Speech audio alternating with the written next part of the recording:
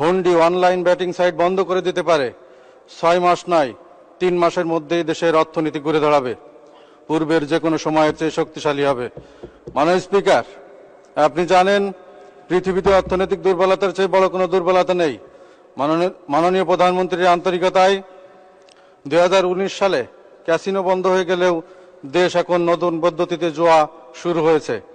আমি বিভিন্ন সংবাদ মাধ্যম থেকে জেনেছি যে এভাবে নামে বেনামে দেশে এখন বেশ কিছু অনলাইন ব্যাটিং সাইটের অবৈধ কার্যক্রম চলমান আছে।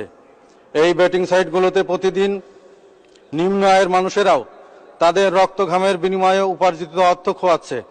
দেশের হাজার কোটি টাকা অবৈধভাবে পাচার হয়ে যাচ্ছে এই অবৈধ ব্যাটিং সাইটগুলোর মাধ্যমে। যেখানে মাননীয় প্রধানমন্ত্রী অর্থ পাচার রোধে জিরো টলারেন্স ঘোষণা করেছেন, সেখানে আইনের ফাঁক গলে হাজার হাজার ডলার পাচার হচ্ছে দেশ থেকে।